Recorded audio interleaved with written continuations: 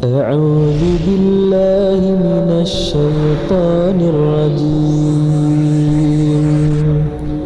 بسم الله الرحمن الرحيم.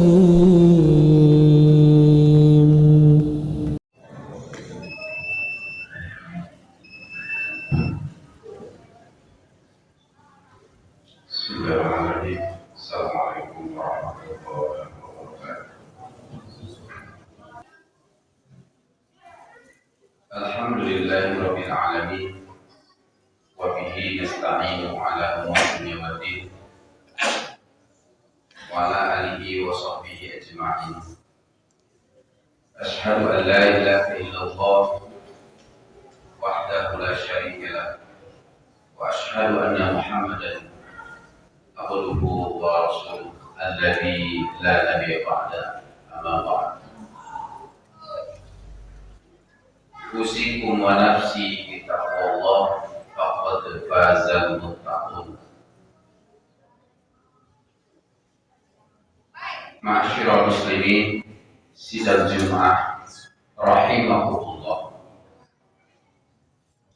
Segala puji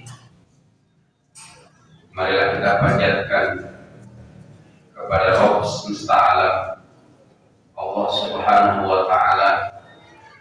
Dialah yang menghidupkan, dialah yang mematikan, dia yang menggenggam arsy, dia yang menggenggam langit dan bumi, dan dia yang maha mengatur segala sesuatu yang terjadi di alam semesta ini. Salawat dan salam semoga selalu tercurah kepada Nabi bana wa habibana baginda Nabi Muhammad sallallahu alaihi wasallam, tidak lupa kepada keluarganya, sahabatnya, tabi'in, atba'u tabi'in, hingga kita sebagai pengikutnya yang akan terus mencoba istiqomah dalam meneruskan risalah perjuangannya hingga azal menjadi. Semoga kita termasuk insan yang bertakwa dalam kondisi apapun, dalam situasi apapun. Ittaqullaha haitsu ma kunta, begitu katanya. Bertakwalah kepada Allah haitsu ma kunta, dimanapun, kapanpun kita berada, baik dalam keadaan ramai banyak orang ataupun dalam keadaan sepi. Ma'asyiral muslimin, sidang Jumat rahimakumullah. Kita sering mendengar kalimat takwa dari para asatidz, para mubalik, para penceramah, dan kita pun sering mengucapkan kalimat takwa. Banyak di Al-Quran dan Sunnah Sallallahu Alaihi Wasallam disebutkan kalimat takwa. Namun kita perlu mendalami lebih jauh, memahami apa esensi dari takwa itu sendiri, sehingga hidup kita di dunia ini bisa dihiasi dengan nilai-nilai ketakwaan yang sesungguhnya kepada Allah Subhanahu wa taala. Ma'asyiral muslimin, sidang Jumat rahimakumullah. Takwa lughatan secara bahasa berasal dari kata waqqa ya'ti wiqayatan. Waqqa ya'ti wiqayatan artinya memelihara, menjaga agar selamat hidupnya di dunia ataupun di akhirat. Kemudian ulama mendefinisikan takwa itu sendiri dalam satu istilah, yaitu yang sudah mafhum di telinga kita semua. Takwa itu adalah imtithali awamirillah wa ijtinabi nawahihi ibtigha'an mardhatillah. Yang artinya takwa itu adalah menjalankan segala perintah-perintahnya dan menjauhi segala larangan-larangannya semata-mata mengharap keridhaan Allah Subhanahu wa taala. Itulah definisi takwa para ulama. Maka maksud dari pengertian ini adalah kita akan memiliki semacam penghalang yang akan membentengi dan menjaga diri kita dari kemarahan dan azab Allah Subhanahu wa taala. Karena apa? Karena kita berusaha dalam hidup kita yang kita lalui ini, berusaha taat dan juga berusaha menjauhi maksiat pada Allah Subhanahu wa taala. Kemudian di dalam tafsir Ibnu Katsir disebutkan, Ibnu Abbas mendefinisikan takwa itu adalah takut berbuat syirik dan selalu mengerjakan ketaatan. Gitu kata Ibnu Abbas. Takut berbuat syirik atau menduakan Allah dan mengerjakan segala ketaatan. Hadirin jamaah sedang Jumat rahimakumullah. Sungguh sangat nikmat ketika seseorang sudah menjalankan atau mengaplikasikan takwa dalam kehidupannya. Dia akan selalu dengan ridho menjalankan segala titah dan perintah dari Allah Subhanahu wa taala, walaupun perintah itu bertolak belakang, walaupun perintah itu bertentangan dengan hawa nafsunya sendiri. Allah menyuruh kita untuk sholat 5 waktu. Berat memang untuk dilakukan, tapi karena ini adalah perintah Allah Subhanahu wa taala, maka kita akan dengan rela dan ridho menjalankan ibadah sholat 5 waktu. Kemudian Allah memerintahkan kepada seorang untuk menunaikan zakat, untuk membayarkan zakat bagi orang yang sudah terkena dengan nisab zakat. Dia akan dengan rela, dengan ridho, dengan semata-mata mengharapkan keikhlasan kepada Allah Subhanahu wa taala membayarkan zakat, walaupun tidak khawatir hartanya itu akan habis. Kemudian seorang perempuan misalnya dengan rela menutup auratnya karena dia khawatir dengan dia membuka auratnya, hal ini akan menyebabkan malapetaka, akan menyebabkan datangnya azab Allah Subhanahu wa taala. Begitulah seseorang yang bertakwa. Dia akan selalu beristiqomah dalam ketaatan meskipun sangat berat. Itu 3 hal tadi hanya contoh saja. Dan banyak hal lain lagi. Perintah-perintah Allah yang terdapat dalam Al-Quran dan Sunnah Sallallahu Alaihi Wasallam. Yang kadang-kadang kalau kita pikirkan secara logika itu memang berat. Hari ini saja ibadah Jumat, sholat Jumat, kita berdiam dan hadir di sini untuk melaksanakan ibadah Jumat, tapi masih banyak di luar sana yang tidak melaksanakan sholat Jumat. Banyak di perjalanan misalnya banyak, karena itu sangat berat. Hanya orang-orang yang bertakwa yang mampu melaksanakan perbuatan itu. Hadirin jemaah Jumat rahimahumullah. Kemudian orang yang ingin mencapai derajat takwa, satu tadi dia menjalankan perintahnya.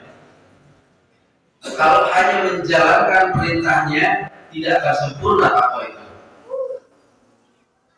Karena di ayat lain disebutkan Allah Subhanahu wa taala berfirman, amar ma'ruf. Ya'muruna bil ma'ruf. Jadi perbuatan baik. Nah, perbuatan baik itu tidak akan sempurna dan tidak akan seimbang manakala tidak diimbangi dengan kita menjauhi atau meninggalkan apa-apa yang dilarang Allah Subhanahu wa taala. Kita dengan rela sekuat tenaga meninggalkan apa yang dilarang Allah Subhanahu wa taala. Dan yang paling penting dalam kehidupan kita yang Allah tidak mau dan tidak rela kita berbuat sesuatu, yaitu syirik.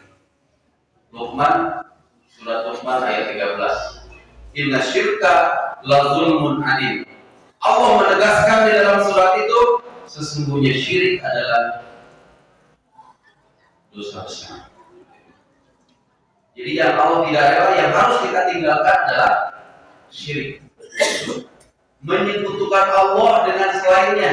Kita menganggap bahwa ada kekuatan lain selain Allah Subhanahu wa taala yang bisa menghidupkan, yang bisa mematikan, yang bisa memberikan rezeki, yang mengatur alam semesta selain Allah Subhanahu wa taala. Percaya dan yakin selain Allah. Misalnya ada sesuatu, orang percaya dengan kuburan, karena kuburan itu datang akan memberikan manfaat. Orang percaya dengan benda mati, karena benda mati itu akan memberikan manfaat. Orang yakin dengan, katakanlah, sesuatu itu akan memberikan manfaat, akan memberikan ketenangan. Bahkan kita yakin dengan harta yang kita miliki akan memberikan ketenangan, akan memberikan sakinah. Bisa jadi dosa syirik. Karena syirik itu adalah karena Tuhan itu sakanya ilahi, ada ketenangan dalam dirinya. Itu harus kita hindari. Terlebih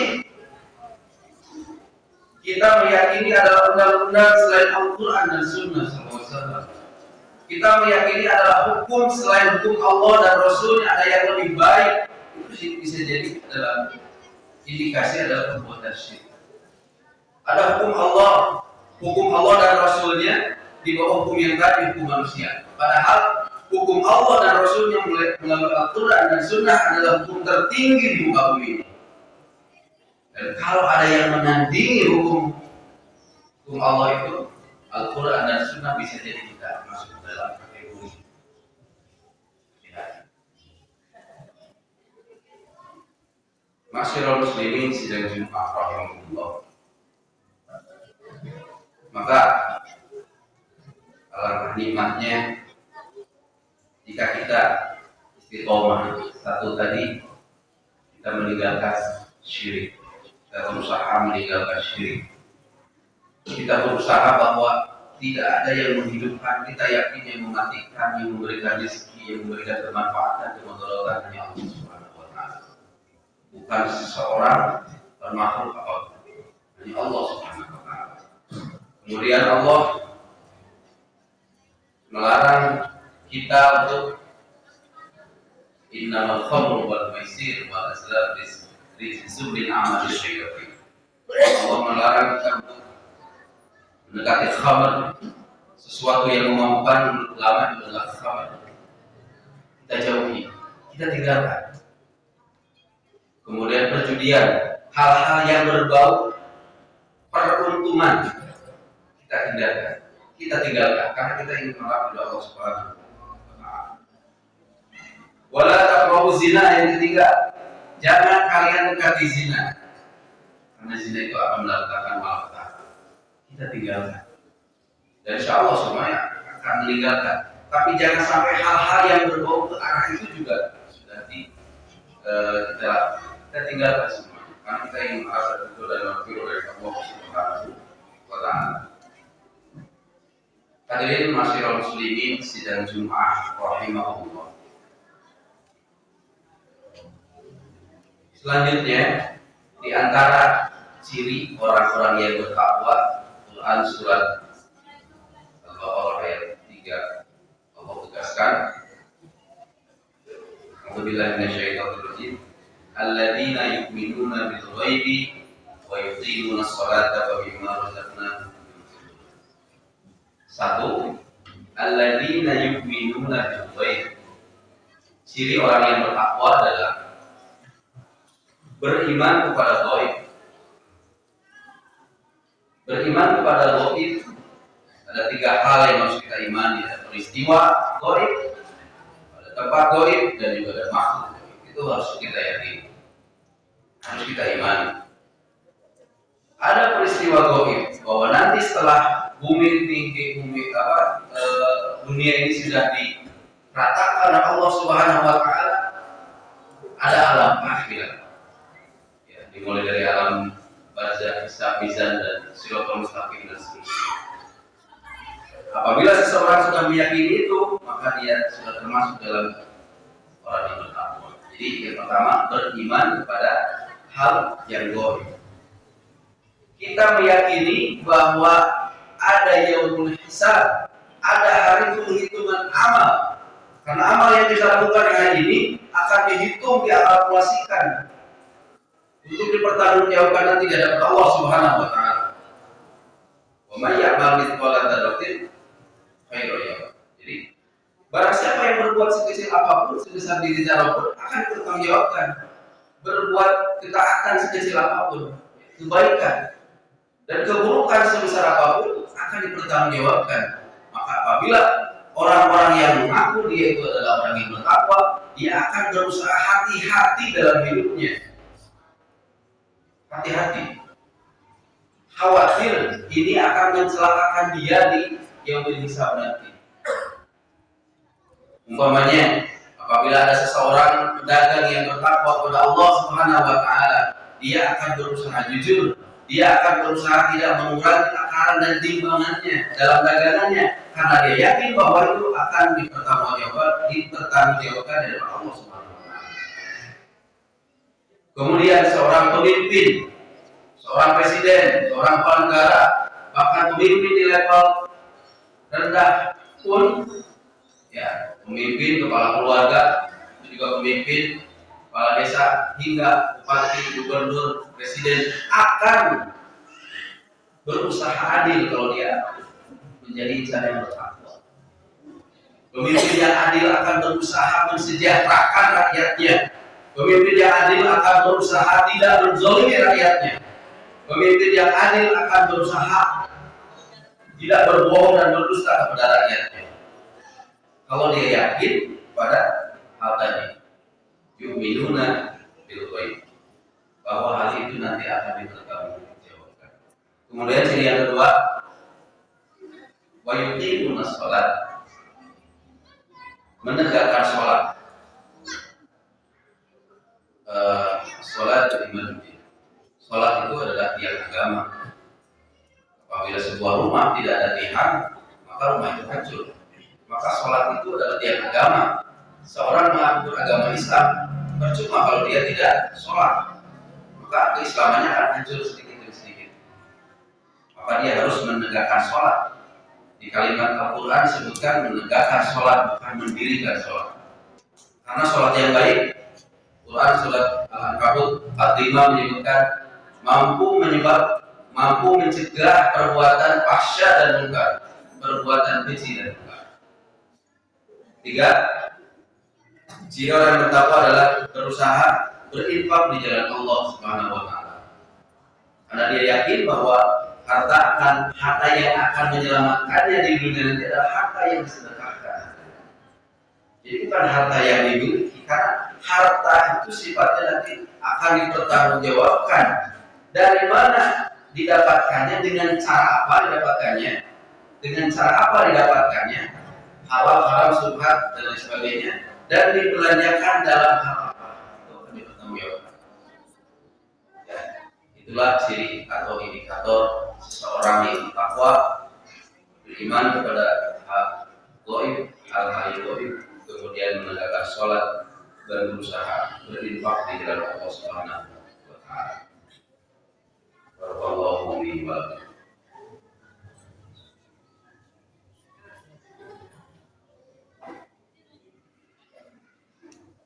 Huwallazi arsala rasulahu bil-huda wa dinil haqq liyudhhirahu 'ala dini kullihi wa kafaa billahi shahidan. Asyhadu an la ilaha illallah wa asyhadu anna Muhammadan khutbah yang kedua sebagai penutup khutbah yang pertama. Marilah kita senantiasa mewujudkan takwa dalam kehidupan kita, bahwa takwa adalah sebaik-baik bekal kita di dunia. Tidak ada bekal selain takwa yang akan menyebabkan kita meraih kebahagiaan di dunia dan di akhirat. Quran surat Al-Baqarah 197, wa tazawwadu fa inna khairaz zadi taqwa. Maka berbekalah kalian dengan takwa, dan sesungguhnya sebaik-baik bekal adalah takwa. Dan bertakwalah kepadaku wahai orang-orang yang beriman. Jadi sebaik-baik bekal untuk kita hidup di dunia ini adalah bukan harta, bukan materi. Karena materi yakin bahwa Allah sudah menjanjikan, bahwa Allah sudah menjamin ketika seorang itu hidup di dunia ini sampai dia ajalnya dijemput, sampai kontrak jatah usianya habis, rezekinya sudah Allah jamin. Tapi yang paling penting, apakah seseorang itu takwa?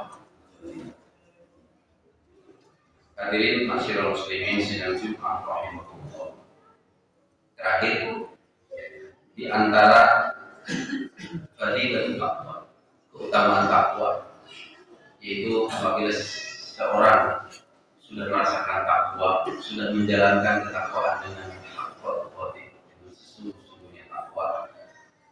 Buah dari takwa di antara banyak hal, ada satu saja yang harus disebutkan, yaitu seseorang akan dimudahkan ketika dia menghadapi permasalahan, dia akan diberikan jalan keluar. Quran surat At-Talaq ayat 23, wa man yattaqillaha yaj'al lahu makhraja.